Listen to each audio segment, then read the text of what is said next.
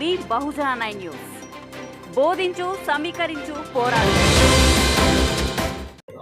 మిత్రులరా, ఎల్లోరా కేవ్స్ దగ్గర ఉన్నాం మనము. ఇక్కడ 1వ నెంబర్ నుంచి 32 గుహలు ఉన్నాయి.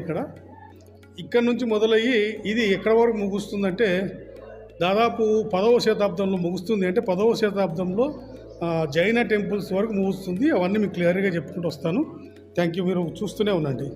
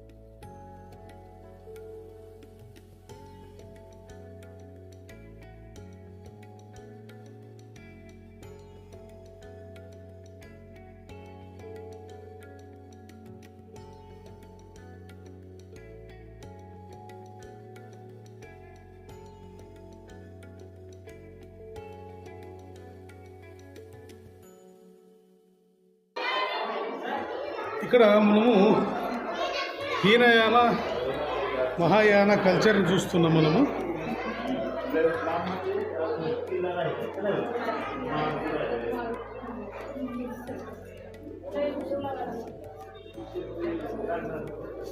అయితే చూడండి ఇక్కడ ఇదే సేమ్ మీరు ఏం కనపడుతుంది, జైన కల్చర్ కనపడుతుంది ఇక్కడ, కానీ వాస్తవానికి బుద్ధ కల్చర్ ఇది. 24 తీర్థాంతకులు ఎలా అయితే ఉన్నారో బౌద్ధంలో కూడా అదే ఉంది. అసలు బౌద్ధాన్ని చూసి జైనము కాపీ కొట్టిందనేది మనము చరిత్ర చెప్తుంది. అది ఏంటనేది మనం నిదానంగా చెప్తాను నేను.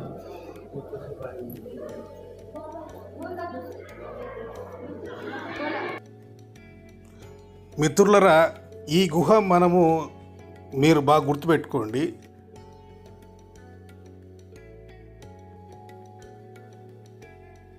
ఈ గుహలో ఉన్న శిల్ప సంపదని మనం గమనిస్తే ఇదే రిపీట్గా లాస్ట్ అంటే 10వ శతాబ్దం 11వ శతాబ్దం జైన గుహల వరకు ఈ శిల్ప కల్చరు మనకు కంటిన్యూ కనపడుతుంది. అంటే ఈ శిల్ప కల్చరు వజ్రయాన రాజుల కంటే ముందు మహాయాన రాజులు ఫస్ట్ బోధిసత్వ విగ్రహాలను తీసుకొచ్చారు. కొంత జాతక కథల శిల్పాలు కూడా తీసుకొచ్చారు. అంటే జాతక కథల పాత్రలని ఆ కాలం నాటి ఉన్న వజ్రపాణి, దమ్మపాణి, పద్మపాణి, తారాదేవి, మంజుశ్రీ, ఆ బోధిసత్వ ఆ కాలంలో పేరుగాంచిన బౌద్ధానికి సంబంధించిన వాళ్ళ శిల్పాలు చెక్కిస్తూ వీళ్ళు ఈ మందిరాలు నిర్మించారు. ఇది మహాయాన శిల్ప కల్చర్ కిందకి వస్తుంది. ఇక్కడ ఎక్కువ 4 తలలు 4 చేతులు ఇట్లాంటివి ఏమి ఉండవు. మామూలుగా సింగిల్గానే ఉంటారు మనుషులు.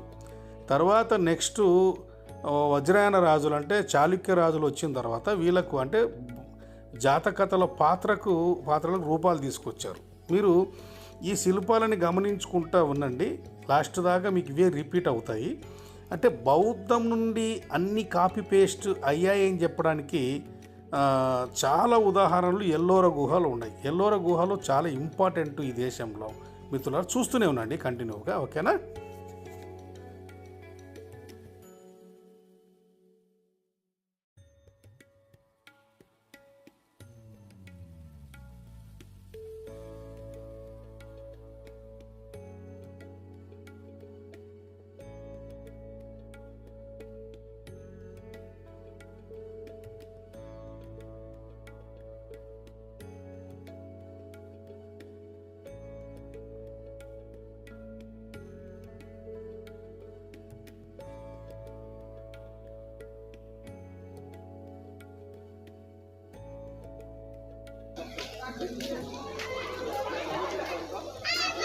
तो आपने हिंदुइज्म में देखा है ना सर, हाँ लक्ष्मी और कुबेर, हाँ उन्हें धन के प्रतीक माना जाता है। हाँ। वैसे ही बुद्धिज्म में जम्बाला और हरिति धन के गॉड है, धन के देवता है। क्या बोलता? गॉड ऑफ मनी हाँ is Hinduism Lakshmi and Kuber, हाँ बुद्धिज्म जम्बाला और हरिति हारती जम्बाला ये धन के गॉड है। दो इसमें वाइफ एंड हस्बैंड है। बुद्धिस्ट रिलीजन में ये हाँ हाँ जम्बाला हरिति धन के गॉड। ओके वैसे ही हिंदू रिलीजन में लक्ष्मी और कुबेर हाँ yes is a god of money. Okay yes similar structure. आपने जो पहले स्ट्रक्चर देखा है वो 12 foot structure with stupa 28 foot और विथ स्केलेटन 35 फुट। ओके उसी का similar structure inside 1 to 9 monastic okay vihara. वो बुद्ध भिक्षु का रहने का ज्ञान साधना मेडिटेशन।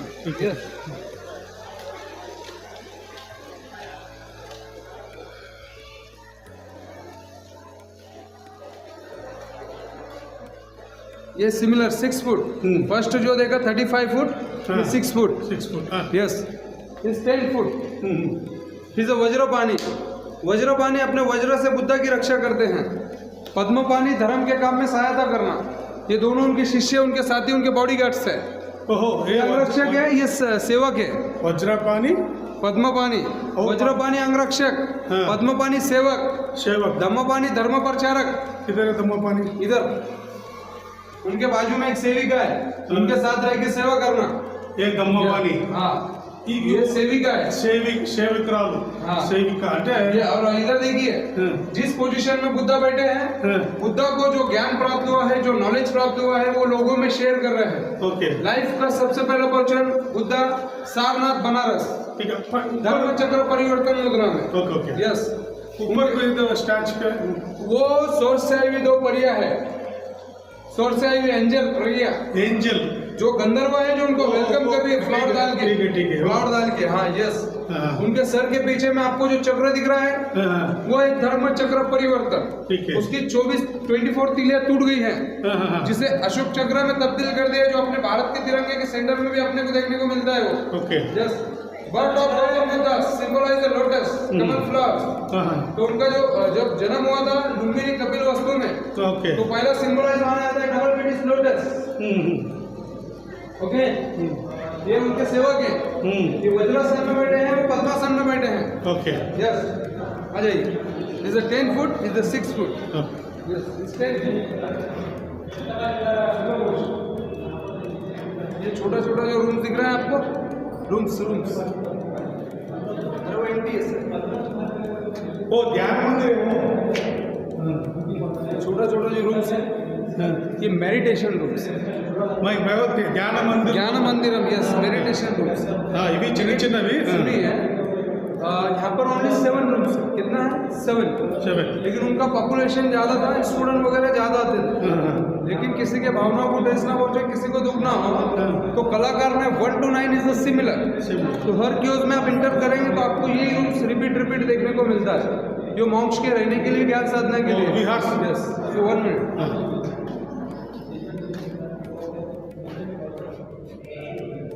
बुद्धं शरणं गच्छामि।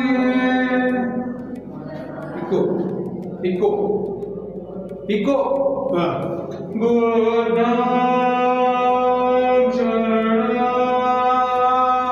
गच्छामि।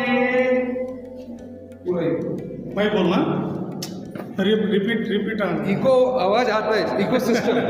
Yes similar structure. ये कौन है वही है सिमिलर से वज्रपानी वज्रपानी है। वज्रपानी वो ये धम्मपानी ये दम्मपानी और वो पद्मपानी। इधर अंदर पद्मपानी, पद्मपानी वो उधर वो लोटस फ्लावर से हाथ में। और इस Buddha 10 foot structure is a 10 foot Padmapani 10 foot structure. Okay Padmapani Vajrapani Dhammapani yes पूरा वो ये 3 आदमी बुद्ध का फॉलो सेवक है रक्षक है। Yes that is the mind of god महामयूरी।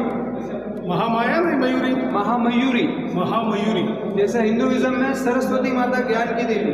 Okay ज्ञानम सरस्वती। वैसे ही बुद्धिज्म में महामयूरी ज्ञान की देवी। महामयूरी यस सिंबलाइज आइडेंटिफाई। ओके ऐसा आइडेंटिफाई करता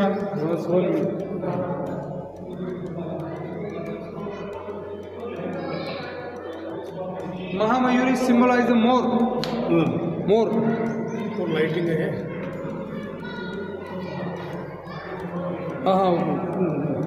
महामयूरी सिंबलाइज द मोर। ठीक है हाँ इनका double petals lotus flowers inside. Mahamayuri symbolize the lotus. Saraswati symbolize the lotus, Mahamayuri symbolize the lotus. इनका है मोर्स। सरस्वती सिंबलाइज हांस एनिमल एंड दिस एनिमल्स मोर। ओके मोर हमसा मोर पंख होता है ना, पिकाक बोलते हैं। अच्छा हाँ पिकाक ये सेविका है। सेविका ऊपर ఈమె పేరు మహామయూరి. మహామయూరి జ్ఞానం మిత్రులరా మహామయూరిని బౌద్ధంలో మహామయూరి పాత్ర హిందుత్వంలో వచ్చేసి సరస్వతి దేవినిగా సేమ్ రెఫరెన్స్ చూపిస్తున్నాడు. ఇక్కడ పికాకు తర్వాత కింద ఉండే యొక్క ఫ్లవరు డబుల్ బెడ్ లోటస్ ఇవన్నీ కలుపుకొని అయితే హిందుత్వంలో సరస్వతి బౌద్ధంలో మహామయూరి అనేది మనం చూసుకోవాలి. ఠీక్ హై థ్యాంక్ యూ. और अभी अपने को क्यों नंबर 14 को जाना है। Q number 14 okay. మిత్రులారా 1 నుంచి 9 వరకు 1 to 9 వచ్చేసి పూర్త బౌద్ధ విహార్స్ వచ్చేసి మోనస్ట్రీ అంటే ఇక్కడ బౌద్ధ భిక్షులు ఇక్కడ ధ్యానం చేసుకోవడము ఇది అన్నీ ఒకే టైప్ ఉంటాయి. సేమ్ స్ట్రక్చర్ ఉంటుంది. మనం 10వ నెంబర్లో 1 to 9 सिमिलर क्योज मोनेस्ट्री అది జస్ట్ అలా सर जाके आ रहे क्या मैं बाद में जाता हूँ. సో మిత్రులారా అక్కడ నుంచి 1 నుంచి 9 వరకు ఇవన్నీ బౌద్ధ విహారాలు. ఇవన్నీ ఒకే వేటసంలో ఇప్పుడు మనం చూసినాం కదా, అదే శిల్ప సంపద, అదే రూములు ఉంటాయి, బౌద్ధ భిక్షులు ధ్యానం చేసుకోవడానికి ఉంటాయి. ఇది తర్వాత 10వది మనం ఫస్ట్ చూసింది 10th కేవ్ వచ్చేసి అది హీనయాన మహాయాన రెండు మిక్సింగ్ ఉన్న కల్చరు. హీనయానంలో వచ్చేసి స్తూప కల్చరు, మహాయానంలో వచ్చేసి విగ్రహ కల్చరు. ఈ రెండు కల్చర్లు సౌత్ అండ్ నార్త్ కల్చర్ కూడా అక్కడ చూపించాడు 10th కేవ్లో. సో మనము 1 నుంచి 10 వరకు వచ్చేసి బౌద్ధ వారసత్వాలు. ఇవి 5వ శతాబ్దం అంటే ఇక్కడ చాళుక్య రాజుల ప్రభావం బాగుంది. ఇక బౌద్ధ కేవ్స్ వచ్చి చాళుక్య రాజులు కట్టించారు ఇవి. ఆ తర్వాత కాలంలో ఇప్పుడు మనం నెక్స్ట్ వెళ్ళే ప్రాపర్టీకి 7-8 శతాబ్దాల మధ్యన రాష్ట్రకూటులు కట్టించిన ఒక శిల్ప సంపద చూడబోతున్నాము. అప్పటికి శైవం అనే కల్చర్ రాలేదు, కానీ ఇది శైవంగా ప్రమోట్ అవుతుంది అక్కడ. అది కూడా మీకు చూపిస్తాను. ఓకేనా? Thank you. చూస్తూనే ఉండండి. 11 and 12 chaos is a hostel monastery. Hostel. वो कौन सा स्कूल किधर से बौद्ध 11 to 12 yeah 11 to 12 स्कूल మిత్రులారా 11, 12 వచ్చేసి అవి స్కూలు, హాస్టల్ అంటే మోనస్ట్రీ. అక్కడ విద్యాభ్యాసము, పిల్లలకు చదువు. ఇదేనా ఏ కేం సార్ 11 और 12 हॉस्टल. ये 11 हो. ये 11 बोले तो 11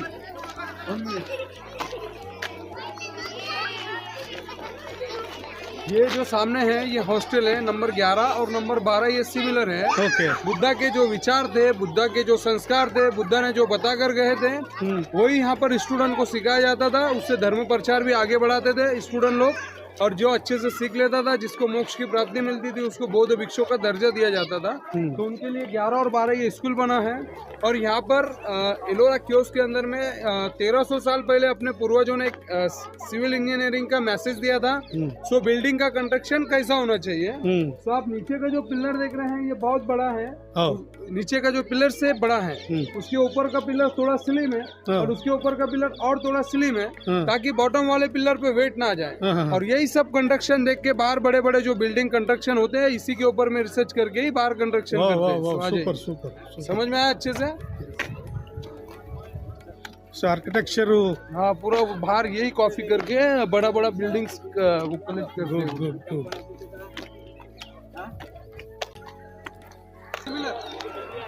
ఇది 12వ గుహ.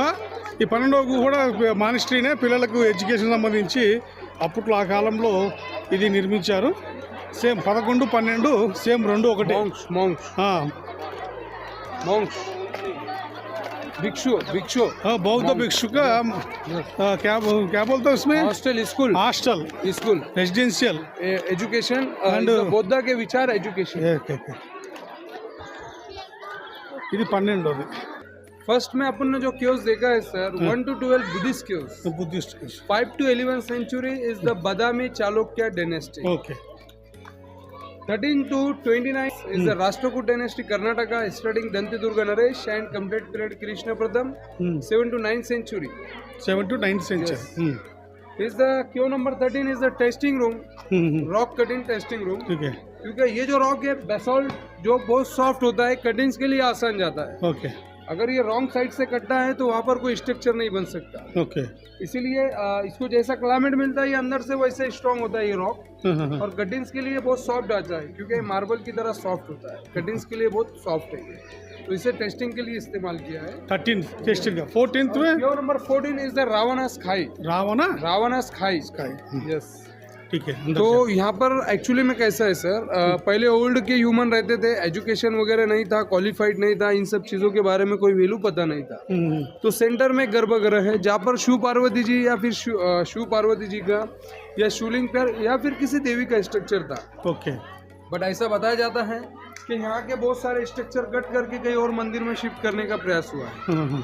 और इस मंदिर में एंट्री करने के बाद आपको लेफ्ट साइड में पहला स्ट्रक्चर देखने मिलता है दुर्गा का और दूसरा है दुर्गा। तो यहाँ दो रूप क्यों बताया, क्योंकि इधर में शांत रस बताया दुर्गा का और इधर में अशांत रस। दुर्गा ने महिषासुर मर्दानी का रूप लेके राक्षस का वध किया है क्योंकि वो शक्ति के देवता है। तो आपको यहाँ से स्टार्ट करना है, पहले आप वीडियो करके लाओ, मैं उसके बारे में वहाँ बैठ के आराम से నేను షూట్ చేసుకొని వచ్చేస్తాను. Okay I will explain to story. Okay right. అసలు కథ ఇక్కడి నుంచి మొదలవుతుంది. 14వ గుహ నుండి వక్రీకరణ మొదలైందని చెప్పాలి. అంటే వాస్తవానికి 14వ గుహ నుండి వజ్రయాన రాజులు పరిపూర్ణంగా జాతక కథల ఆధారంగా శిల్పాలు చెక్కించారు. ఇందులో బుద్ధుడు ఎగిరిపోతాడు. అంటే బుద్ధుడు గత జన్మ అంటే పూర్వజన్మ అని చెప్తారు జాతక కథల్లో, కానీ పూర్వజన్మ కాదు, పూర్వం అని చెప్పే క్రమంలో దాన్ని పూర్వజన్మగా మార్చారు. బుద్ధుని పేర అంటే బౌద్ధంలో తథాగత్ బుద్ధుని మీద 547 జాతక కథలు రాశారు.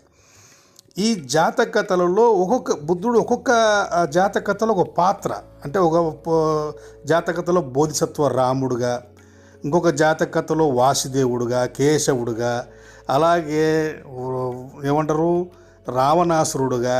అంటే ఇవన్నీ జాతక కథలు. అంటే ఇవన్నీ అప్పట్లో ప్రజలకు నీతిని బోధించే క్రమంలో ఆ కాలంలో అంటే బిఫోర్ కామన్ ఏరా 4వ శతాబ్దము నుండి ఆఫ్టర్ కామన్ ఏరా అంటే 4వ శతాబ్దం వరకు, అంటే 800 సంవత్సరాలలో జాతక కథలు చాలా ప్రమాణంగా ప్రజలకు మోటివేషన్ చేశాయి.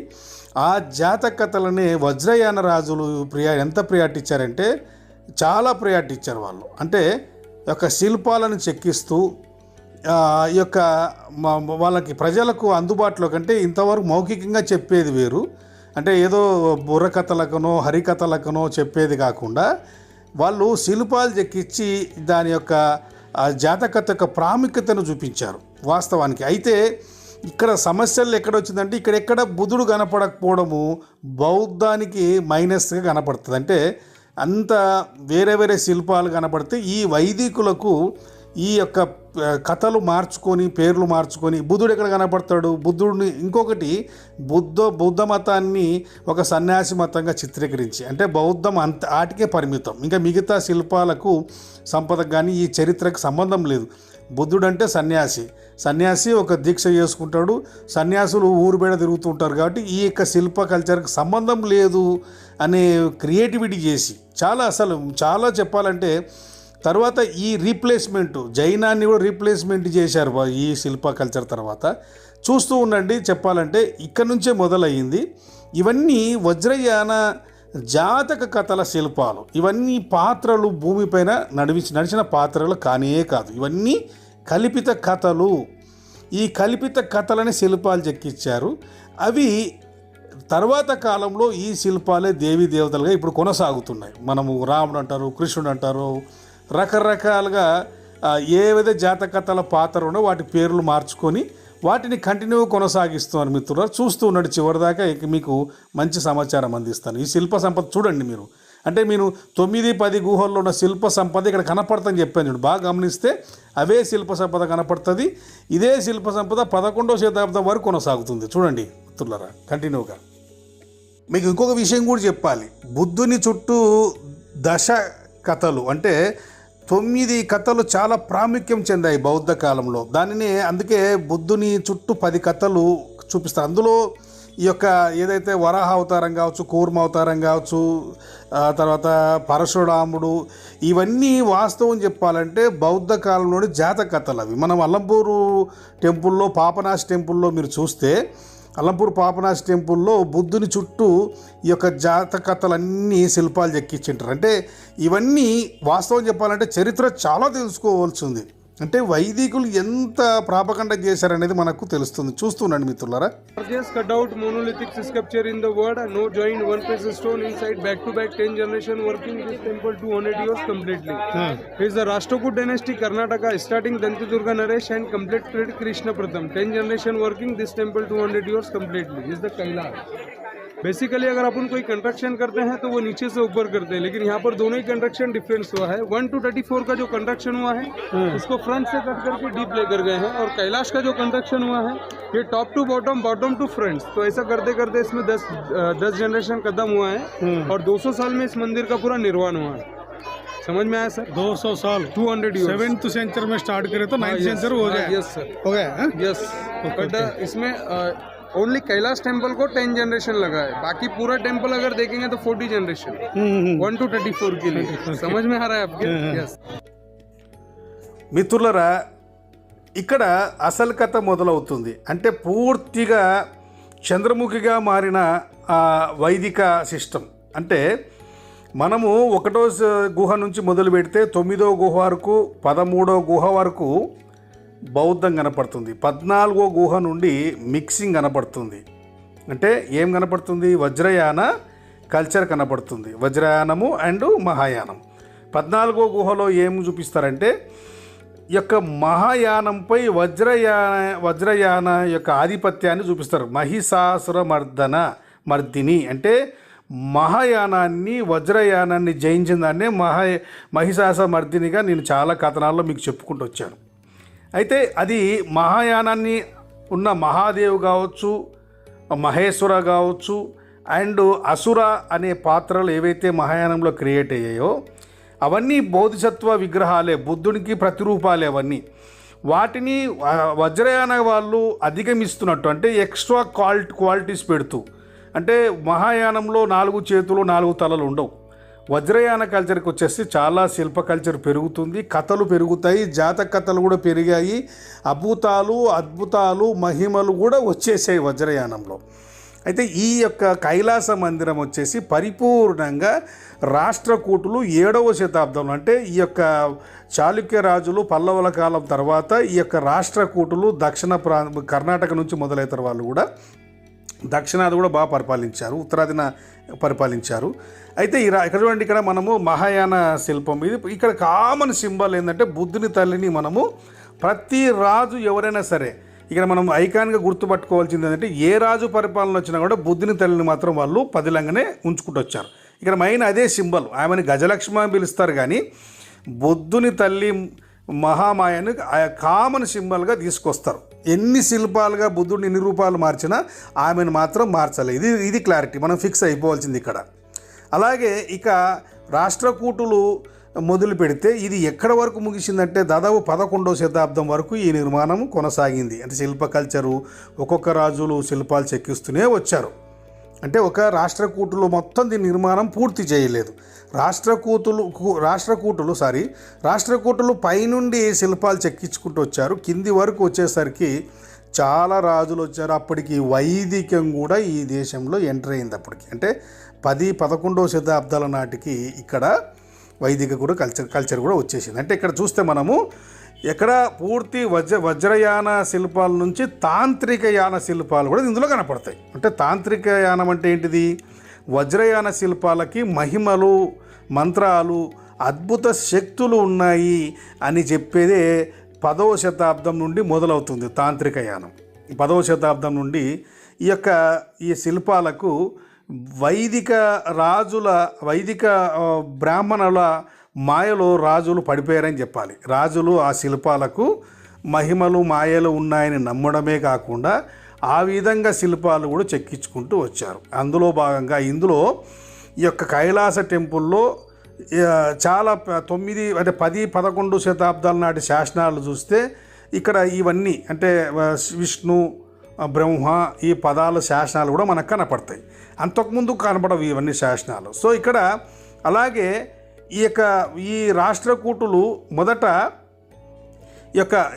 ఏది దశరథ జాతక కథకు సంబంధించిన రామాయణ శిల్పాలు చెక్కిస్తే తర్వాత కాలంలో అవి ఎంతవరకు వచ్చాయంటే రావణాసురుడు సీతనెత్తుకొని పోయి రావణాసుని వధ అనే దానికి కూడా శిల్పాలు చెక్కిచ్చారు. అంటే ఈ రామాయణ శిల్పాలు ఎప్పటి వరకు ఉన్నాయి? రామాయణ శిల్పము, రామాయణ కథ అంటే దశరథుని జాతక కథతో మొదలయ్యి వాల్మీకి రామాయణంతో మొదలవుతుంది ఈ యొక్క ఎల్లోరా శిల్పాలలో.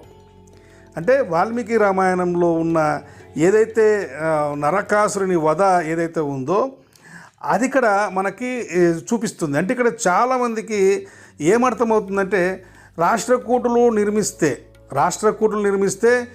ఈ రాష్ట్రకూటుల కాలంలో ఈ ఏదంటారు దశరథ జాతక కథ ఉంది. దశరథుని జాతక కథలో రావణాసుడి వధ లేదు కదా. దశరథ జాతక కథలో ఏముంటుందంటే రాముడు, సీత, లక్ష్మణుడు, తర్వాత ఇంకా వాళ్ళ తమ్ముడు ఎంతసేపు ఉన్న అడవికి వెళ్ళిపోవడం, రాజ్యాన్ని మళ్ళీ పాలించడం తప్పితే ఉంటుంది. సీతని ఎత్తుకుపోవడము, సీతని కిడ్నాప్ చేయడము, ఆంజనేయులు వీళ్ళందరూ ఇవన్నీ ఏముండవు. మరి ఎలా వచ్చిందంటే చూడండి, గ్యాపులు కనపడుతుంది చూడండి. అక్కడ శిల్ప కలర్లో మనకి కల్చర్లో చూస్తే ఒక్కొక్క సిస్టము, ఒక్కొక్క కింద ఉండే కల్చర్ పైన ఉన్నంత దశరథం జాతక అయితే కింద వచ్చేసరికి సపరేట్ బెల్టు వీళ్ళు కాలక్రమంగా శిల్పాలు చెక్కిచ్చారనేది అర్థమవుతుంది. అంటే ఇక్కడ ఎక్కడి నుంచి మొదలై ఎక్కడి వరకు ఎండ్ అయింది అనేది మనం చూస్తూ ఉంటే ఈ యొక్క కైలాస టెంపుల్లో పూర్తిగా హిందుత్వము యాడ్ అయింది 11వ శతాబ్దం నాటికి అనేది మనకు అర్థమవుతుంది మిత్రులరా.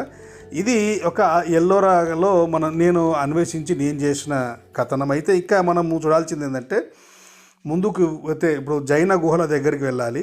అసలు జైనము చారిత్రకమైనదైతే పురాణమైనదైతే మరి 1వ గుహ దగ్గర ఎందుకు లేదు? 1 నుంచి 9, 9 నుంచి 13, 14 గుహలు వరకు. 14 ఏంటిది? ఎల్లోరా గుహలో కూడా జైన విగ్రహాలు ఎక్కడ కనపడవు. మరి ఎలా ప్రాచీనమవుతుంది జైనం అనేదే ప్రశ్న. ఇక్కడ మనం చూస్తే జైనం ఎక్కడైనా చూడండి, ఎల్లోరనే కాదు మనం దేశవ్యాప్తంగా ఎక్కడైనా చూడండి ఈ గుహలు ఎక్కడ కనపడతాయంటే 10 నుంచి మనం చూస్తున్నది ఇప్పుడు జైన గుహలు ఇవి. అక్కడ నుంచి ఎల్లోరా నుంచి దాదాపు సపరేట్ వ్యాన్లో రావాలి. వ్యాన్లో వచ్చి ఇక్కడ నేను షూట్ చేయడం జరిగింది. ఇవి జైన గుహలు. మనం గమనిస్తూ ఉంటే నేను మొదట చెప్పినట్టు 9, 10 గుహల్లో చెప్పిన శిల్ప కల్చర్ ఇక్కడ కనపడుతుంది.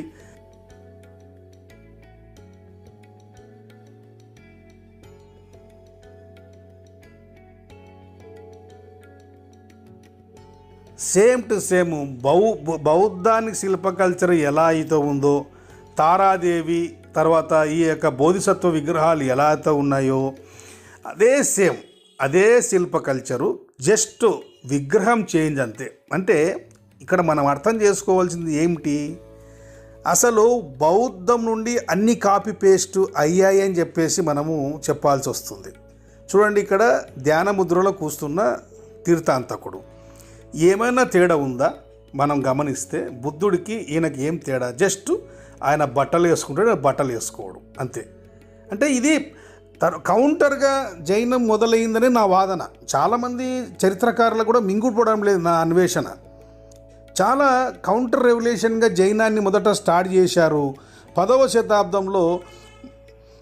శతాబ్దంలో జైనాన్ని స్టార్ట్ చేసి బౌద్ధాన్ని లంజల దిబ్బలు, దొమ్మరి దిబ్బలు, సానికొంపలు అని చెప్పడానికి దిగంబర కల్చర్ని తీసుకొచ్చి కౌంటర్ రెవల్యూషన్ స్టార్ట్ చేశారు. తర్వాత మెల్లిగా ఈ యొక్క వజ్రయాన శిల్ప కల్చర్ని, ఈ యొక్క శిల్పకళని తాంత్రికయానంగా మార్చుకొని వాళ్ళు ఈ దేశంలో ఈ యొక్క బుద్ధుని జాతక కథలకు సంబంధించిన విగ్రహాలకు దేవీ దేవతలుగా పరిచయం చేసుకొని మహిమలు ఉన్నాయని చెప్పేసి ప్రజలకు మభ్యపెట్టారని చెప్పేసి అర్థమవుతుంది. చూడండి, మీరు గమనిస్తే మిత్రులారా, మళ్ళీ గుర్తు చేస్తున్న జైనము 1వ గుహ నుంచి దాదాపు 30 గుహ వరకు ఎందుకు లేదు, 31వ గుహలో ఎందుకు వస్తుంది అనేది మీరు గమనిస్తే ఇక్కడ ఈ పాలన. అందుకే చెప్తున్నా, ఈ దేశంలో చరిత్ర మొత్తం తెలియాలంటే ఈ యొక్క ఎల్లోరా గుహలకు వస్తే ఈ దేశ చరిత్ర మనకు అర్థమవుతుంది. ఇక్కడ క్లారిటీగా ఎప్పటి నుంచి ఏ కల్చర్ మొదలైంది, ఎప్పుడు ఆక్రమణకు గురైంది, ఎక్కడ చొరబాటు జరిగింది, ఎక్కడ ధ్వంసమైంది అనేది కూడా ఎల్లోరా గుహల్లోనే మనకు అర్థమవుతుంది మిత్రులారా. నేను చాలా దేశవ్యాప్తంగా తిరిగి అన్వేషించి నేను తెలుసుకున్న చరిత్రని మీ ముందు ఉంచగలుగుతున్నాను. ఏదో వక్రీకరించాలనో లేకుంటే నేను చెప్పిన వాదమే కరెక్ట్ అని చెప్పడం కాదు. నాకు తెలిసిన అన్వేషణ, నేను చూసిన అన్వేషణ మాత్రమే మీ ముందు ఉంచగలుగుతున్నాను మిత్రులారా. ఈ వీడియోని చూసి ఈ వీడియోలో ఏదన్నా నేను చెప్పినది రాంగ్ అయితే రాంగ్ అని చెప్పండి, సలహా సూచనలు ఉంటే సూచనలు చెప్పండి. అలాగే మన ఛానల్ని వ్యూస్ పెంచండి, సబ్స్క్రైబ్ చేసి 10 మందికి ఇంకా చూపించడం వల్ల చరిత్ర పరిచయం అవుతుంది. ప్రతి ఇంట్లోకి చరిత్ర పోవాలనేది నా కాన్సెప్ట్ తప్పితే నేనేదో లాభపడాలనో లేకుంటే సంపాదించుకోవాలనే ఉద్దేశం కానే కాదు. చరిత్ర తెలియాలి. ఈ దేశంలో వక్రీకరణ చరిత్ర మనకు తెలియాల్సిన అవసరం ఉంది మిత్రులారా. ఇది నా యొక్క ఎల్లోరా కేవ్ గుహల గురించి నా అన్వేషణ మిత్రులరా. Thank you for watching. Namo బుద్ధాయ్.